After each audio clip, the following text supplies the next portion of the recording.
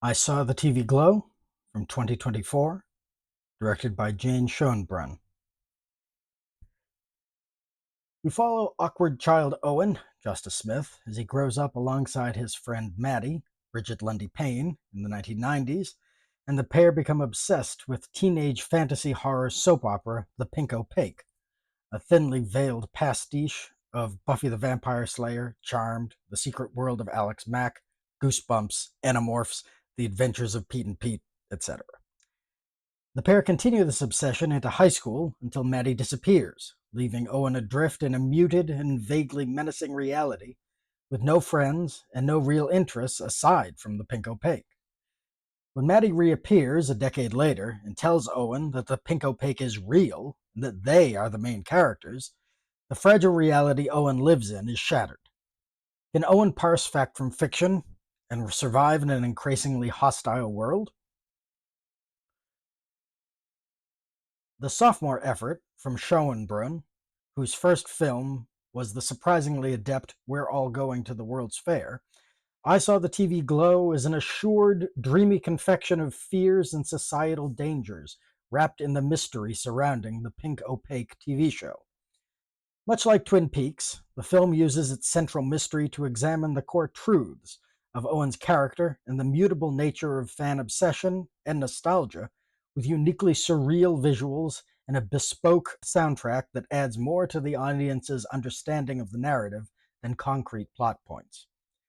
Add a dollop of Videodrome, and you have a grim but sedate viewing experience. In many ways, the film recalls Donnie Darko, the tale of a disaffected boy adrift on the sea of society, never really fitting in or interacting with reality beyond the surface level. Justice Smith gives a fantastic performance as the presumably autistic asexual lead, trapped in a poisonous family life, disaffected job, and limited to non-existent social life. Lundy Payne's Maddie provides a chaotic, heady mixture of danger and rebelliousness that borders on the manic before her disappearance, contrasted by her slow and deliberate seriousness later in the film. In all honesty, this is a hard film to review without spoilers, since the main discourse surrounding it is that of transgender awareness, acceptance, or transition, something that is never explicitly acknowledged in the text of the film itself.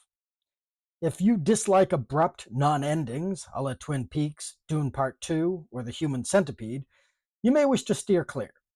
If you're in it for the vibes, this film has them in spades.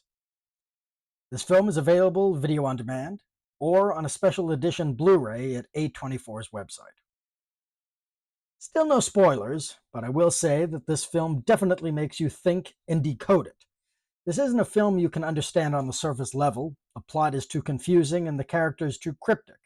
Instead, you have to try to parse what constitutes reality and view the film as a reflection of that reality. This is a puzzle box, and I believe it is impossible to understand the film without diving into the discourse surrounding it, as well as statements by Jane Shoenbrun. Suffice it to say, this film means a lot to them and provides a cathartic response to the LGBTQ community. Your mileage may vary, but I found it to be a triumphant mix of style and substance, a hazy nightmare lingering around the borders of reality. If you enjoy nihilistic, doomed fantasy, you really can't get much better than this neon-coated slice of existential dread. I give this film a 10 out of 10.